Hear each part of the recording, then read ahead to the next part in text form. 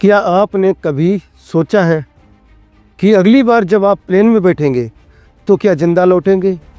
अगर नहीं सोचा तो अब सोचिए। अगर नहीं सोचा तो अब सोचिए, क्योंकि 12 जून 2025 को 243 लोग यही सोचकर निकले थे कि कुछ घंटे में अपने घर पहुंच जाएंगे, लेकिन अब उनकी वापसी ना ताबूत में हो रही है ना राख में। कईयों की तो सिर्फ तस्वीरें ही बची हैं। Ahmedabad flight AI 171 air India London जा रही थी। बोइंग 787 टेक ऑफ के ठीक 33 सेकेंड बाद क्रैश हो गई। सबने देखा, सबने वीडियो देखे, आपने भी वीडियो देखे होंगे। 243 में से सिर्फ एक इंसान जिंदा बचा था, सिर्फ एक इंसान। बाकी सपने बनकर बिखर गए। जिस मेडिकल कॉलेज की छत पर ये जहाज गिरा, वहाँ पढ़ने वाले कई स्टूडेंट्स भी मारे गए। ज़मीन पर लगभग 38 से ज़्यादा लाशें मिली। कुछ की पहचान अब तक नहीं हुई। ये सिर्फ हादसा नहीं था, ये सिस्टम की हत्या थी। लेकिन ये पहली बार नहीं हुआ। साहब।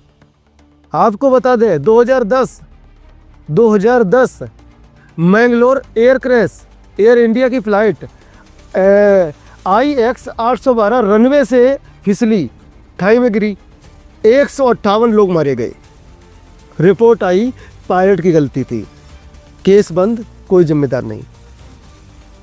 और 2020 Kozhikode crash, air India express की फ्लाइट बारिश में रनवे पर फिसली, पायलट समेत 21 मौतें हुई। बात फिर वही ख़त्म। रनवे पर पानी था तो उड़ान क्यों भरी गई? क्यों हो रहा है ये? और उसके बाद फिर 2023 में नेपाल एती एयरलाइंस क्रैश, 72 लोग मारे गए। एक यात्री लाइव फेसबुक कर रहा था, वीडियो मौत के साथ बंद हुआ। और अब 2025 वही एयर इंडिया, वही जंग लगे जहाज, वही लापरवाही और वही सरकार जो प्रेस कॉन्फ्रेंस में 2-2 लाख बांटकर अपना पल्ला झाड़ लेती है। 243 मौतें, जीरो जवाबदेही, जीरो। एक भी मंत्री ने इस्तीफा नहीं दिया। एयर सेफ्टी बजट हर साल कम होता जा रहा है। जहाज 40 साल पुराना था, फिर भी उड़ान की मंजूरी दे दी गई। टेक्निकल फॉल्ट पहले से रिपोर्ट था, फिर भी उड़ान क्यों हुई? जब जहाज 33 सेकेंड में गिरा तो कौन गिरा था?